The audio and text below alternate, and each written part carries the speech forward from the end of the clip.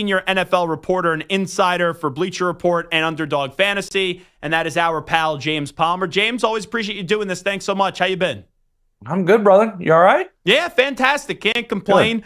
Right now, when it comes to the number one overall pick, I've thought long and hard about this, and I don't think the quarterbacks are great this year, but I still think Cam Ward ultimately is going to be the number one overall pick to Tennessee. What say you? You know, there was a lot of buzz, Zach, in New Orleans talking to people that maybe Nashville's looking to move out. Obviously, we're really early in the process, right? So there's a lot to dissect here, specifically with the quarterbacks, and they're going to do a ton of work on both of these guys that are kind of in the top, and Shedeur Sanders and Cam Ward. And I think if the consensus you look around the league is right now, Cam Ward's here and Shedeur's kind of below him. So if you're going to go quarterback, that appears to be the case with the Titans. But I wouldn't be surprised if they moved out. They have so many needs. If they decided to find a way to get a haul, I think that would behoove Mike Borgonzi, the new general manager, to look into that. Now, the issue is, I don't think if you wanted to move out of that one spot this year compared to years past, you're going to get the haul that you would in years past. So that might play a factor into this as well, just because you have to have teams willing to move up. And I think that's a big part of this combine coming up. A big part of the next couple of weeks is Shedeur Sanders and Cam Ward really need to start selling how good they can possibly be to the rest of the league. If some of these teams that want to move down, whether it's the Patriots, whether it's the Jaguars, teams got to move up for quarterbacks, right? And so you got to sell that there's a necessity for some of these guys to come up.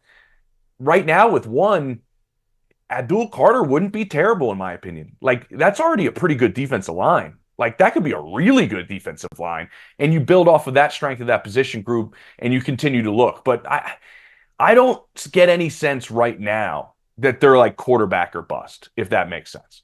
And like, once you get out of the top 10, try to move up to one, it gets too difficult. But if you look at the teams inside the top 10, you know, Cleveland could use a quarterback. If, let's say, Tennessee's going to trade the pick, the Giants, the Raiders, the Jets, is there one team right now that you say, okay, they'll probably be a little bit more aggressive than the rest if Tennessee says, okay, we're going to open things up for business to trade the number one overall pick? Yeah, I think the teams that need quarterbacks, you mentioned all of them, and they're all looking in the free agent market. They're looking at what's going to happen with Sam Darnold, look what's going to happen with Matthew Stafford. They're going to look what's happened at the top of this draft if they can move. If you ask around, I would say the teams that have done the most work, I don't know if this is exactly your question, but the teams that have probably done the most work are the Giants and the Raiders. And looking at the draft and evaluating these quarterbacks and maybe put the most time in the back end of the season and seeing them play in person, going to their bowl games, whether they just played in the first half or not, and seeing them play as much as possible. I would say those teams have probably put in the most legwork right now, looking at these top quarterbacks. So maybe you look into those being the teams that will be most likely to move, but who knows? I think Brian Daboll last year made like a fake Valentine's Day trip just to make everybody think he was going one direction. So maybe Daboll's out there fooling us all again, but they're the two teams that I've heard are putting in the most work right now. When you get to Matthew Stafford, James Palmer, because that's been, if it's not, right, who's going to be the number one pick? You got the Matthew Stafford conversation, Aaron Rodgers, Myles Garrett, but let's zero in here on Stafford. The Rams are going to let him talk to other teams to see what he could get out there financially. I still think ultimately Stafford's going to be back with the Rams and they'll boost up that salary a little bit, maybe not everything that he wants, because, you know, if you're going to leave, you know, I've seen Albert Breer throw out a few teams that are interested, right? The Browns, the Giants, the Raiders, like none of those are anywhere close to winning. You know, maybe the Steelers could get you intrigued and you think you could go win a playoff game there, even though they haven't done it since 2016. But ultimately, does your gut tell you that Stafford is just back with the Rams because it makes too much sense for both parties? I think it's probably the front runner if you're betting on the different probabilities. I would say him returning probably has the best chance right now. I would, with everything you said in terms of the success for a 37-year-old quarterback looking to win another Super Bowl, the Rams gave the Eagles probably their biggest run in the back end of the season, I would say. And so if they would have beaten Philly, you almost assume they would have won the NFC Championship game. And so I just think, like, that's probably the most likely scenario. But every turn that we've had, there's been an instance where we've gone, they could have nipped this in the bud, and they haven't. And they could have said he's returning, and they haven't.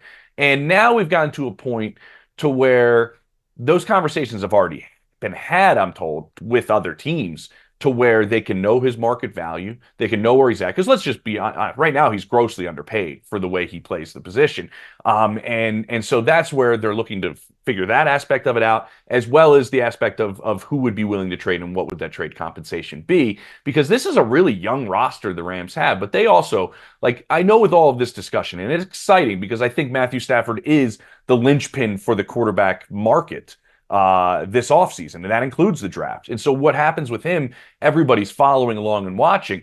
But I do think, like, Sean McVay really likes Matthew Stafford. Matthew Stafford really likes playing for Sean McVay. And I think that part is still evident. I just think this is a matter of timing, contract timing, dollars and cents, really all of these things at play. And I think, to me, the reason we're following it is there is some disconnect there. Do they find their way back? They certainly can. But I think the Steelers were the team that you mentioned, to me, are the most interesting, because I think there's just a sense that I have that the Steelers, maybe as opposed to years past, are going to be a little bit more aggressive in taking the swing at the quarterback spot, because it just feels a little different in Pittsburgh right now, doesn't it? Like, there's teams calling, just, is Mike Tomlin available? Like, he's not, but like pressure and things like that, living in this, as my buddy Dan Hanser said, like, elite mediocrity, which is what the Steelers are in the AFC. Like, maybe you need to take a big swing, and it's Aaron Rodgers or it's Matthew Stafford to get up into that group in the AFC. That is, if you don't have one of those cyborg quarterbacks, you're not participating in the AFC right now. Yeah, here's the best thing I could say about the Steelers. I don't think Russell Wilson will be their starter next year, and no. I don't think Justin Fields will be their starter either. Right now, I do think it's going to be Aaron Rodgers, but anytime I throw that out there, people go, can he coexist with Tomlin? Can he coexist with the Rooney family as well in that Steeler culture? I think those questions are valid. But I think if you look at where Aaron's at in his career, and you look at where Tomlin's at, like we just mentioned, where this success has been unbelievable and nobody's questioning what type of coach he is. He's one of the best coaches in the league. And if he became available, everybody'd be knocking their doors down trying to find a way to get Mike Tomlin. But they are in a position as an organization where TJ Watt's getting older, Minkah Fitzpatrick's getting older. I think the offensive line is actually pretty decent. And Arthur Smith's a pretty damn good offensive coordinator. I think when people say, how could they coexist? You look at where everybody in the situation is right now and go, well, maybe they'll find a way to make it exist because that's what's best for all of us. And I think if Aaron's looking for a place to play and Matthew Stafford stays put in LA, he wants to finish with a chance to win. That's probably his best chance to win. And it's for the short term. I think Aaron and everybody included could make that work. And I do know Aaron has an unbelievable amount of respect for Mike Tomlin, and rightfully so. And that's the thing also for Aaron. If you're not able to replace Stafford in LA, or you're not able to go to the Steelers, like, where else are you going that, outside of just playing, that you're actually going to want to and go to play at this stage of your career? I heard in New Orleans there was some buzz about, like, if the Titans move out of one, that he could go to Nashville. He lives there. That was like an odd connection I heard from some people, but you're right, because he's made it pretty clear he'd like this to end the way it did for Brady and end in a different fashion than what he had, and he wants a chance to win. And so you're right. I think the spots are not like overly abundant for him. What I do find interesting with Aaron Rodgers is, if you ask around, I don't think money is all that important, right? I think he's made more money than anybody that's ever played this game, honestly. Like, I don't think he cares about, like, breaking the bank on this deal. I think fit is important, and does he take a little less to, like, try to make that team better? I think with Aaron at this point right now, that isn't an insane thing to say. Talking to James Palmer, what do you think the timeline here is on the Myles Garrett front? I keep on saying by the end of the first round, I think Myles Garrett will be traded. Yeah, and they're still dug in, and to my understanding, and we're not trading Myles Garrett. I think they would like to sell Myles on, look at how quickly the last two teams that had the number 2 overall pick turned things around. Like, look at what happened in Houston 2 years ago. Look what happened in Washington this past year. Why don't you wait and see? Like, why don't you relax a little bit? We want to keep you. We can maybe turn this thing around a little bit quicker.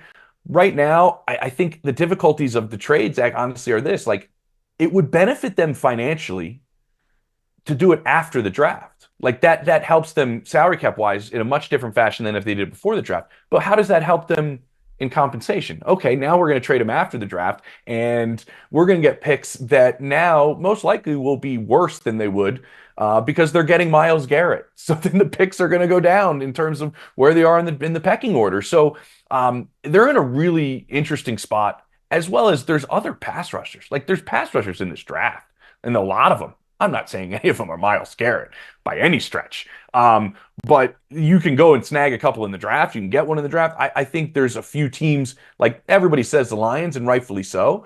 I think teams are just going to keep calling. What has happened for Andrew Berry is he has the ability right now with Myles Garrett making this public to at least know what the market is. He doesn't have to pick up the phone, but everybody's calling him and telling him exactly what the market is. So he is getting that information. Now, my understanding is they're not calling anybody back. But right now he does have probably a lot of information on where things stand. I think this thing is like, I think during the draft, we're going to have to really kind of feel it out. And if it gets past that, I think he might be staying.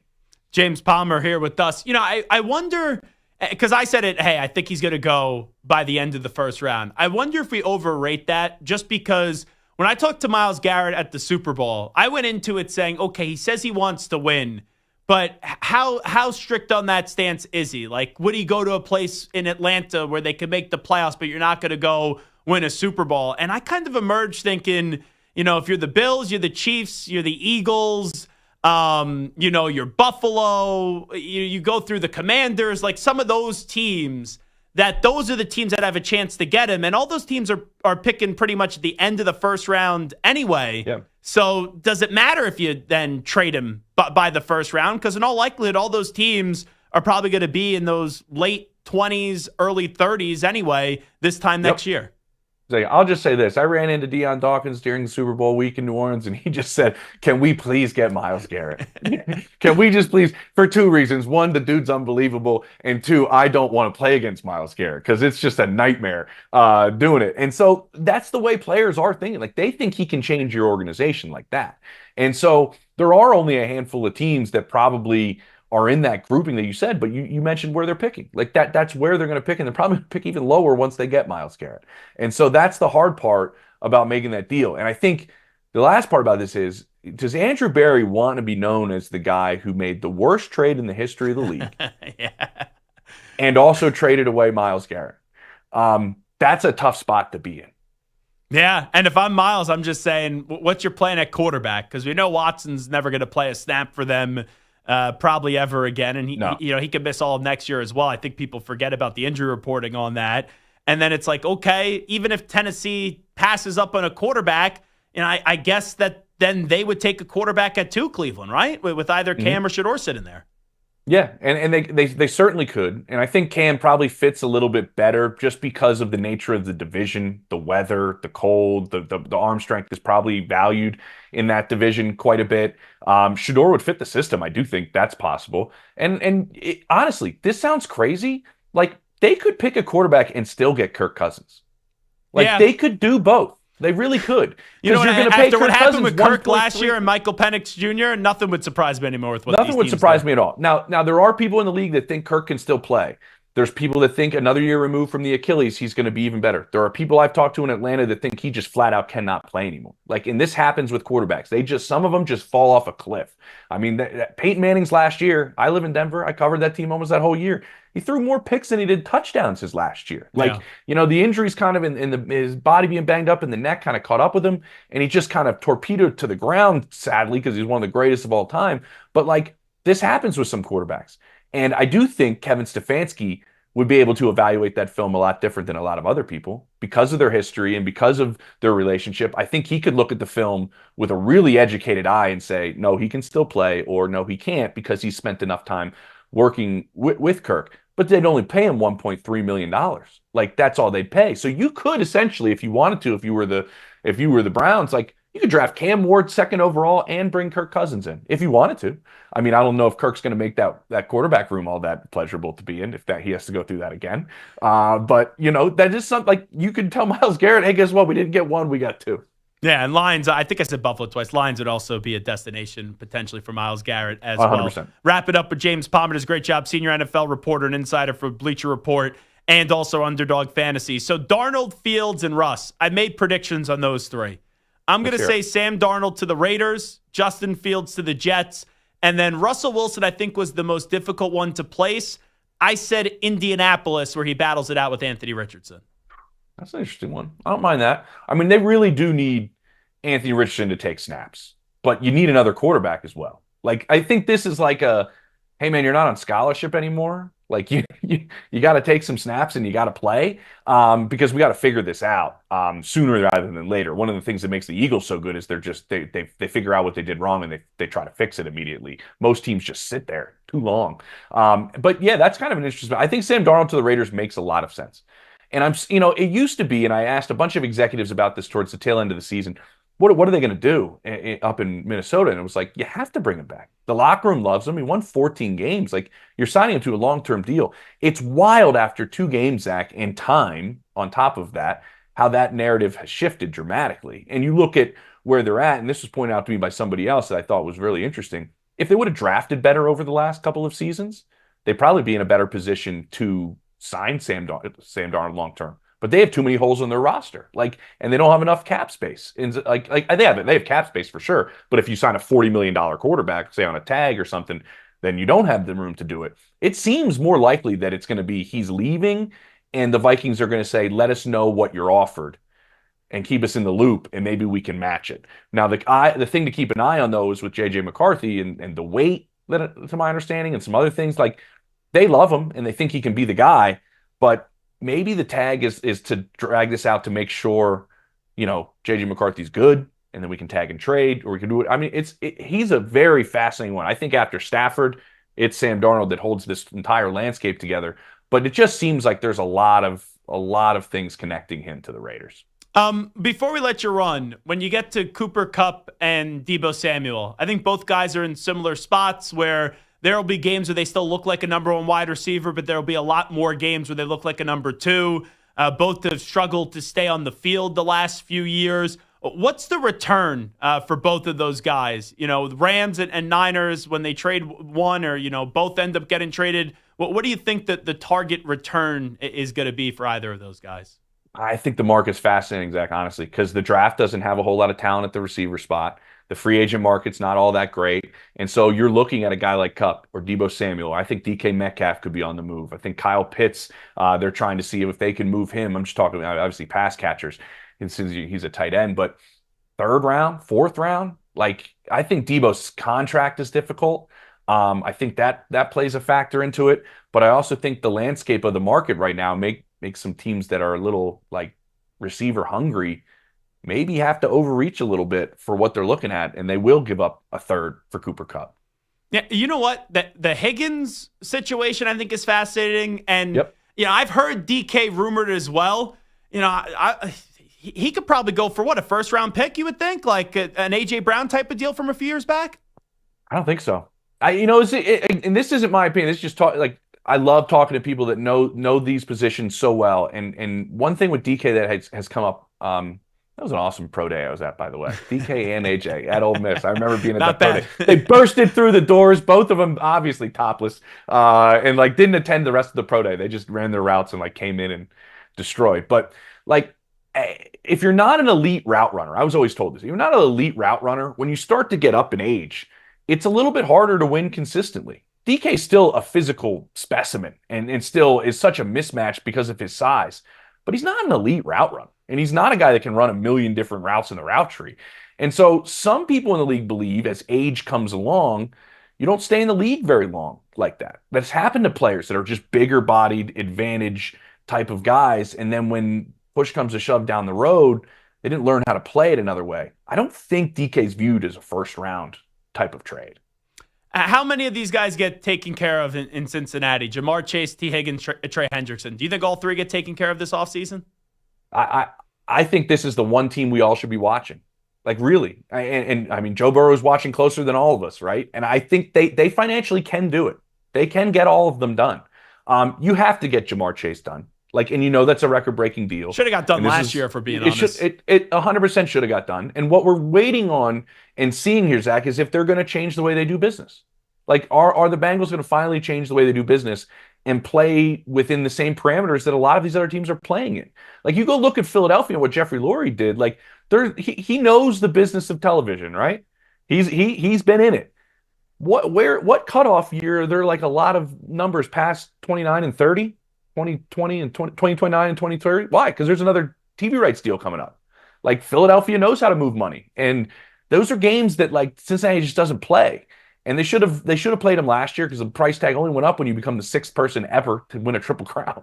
It doesn't help you in terms of the negotiations. I think they can get them all done. And I didn't say that in the beginning of in the middle of the year. I thought T. Higgins was certainly gone. I think him having the same agent now as Jamar Chase helps get that done. And I think they can get both of those guys done, specifically on offense, because they realized how unstoppable they are if everybody is healthy. And then the Trey one is, I think they can get it done. It's just a matter of if they change the way they do business. And I think that's what Joe Burrow's really keeping an eye on right now. Make sure you check him out. Does a great job. Senior NFL reporter and insider for Bleacher Report and Underdog Fantasy. He's our pal, James Palmer. James, appreciate it. Thank you. You too, buddy. Good seeing you.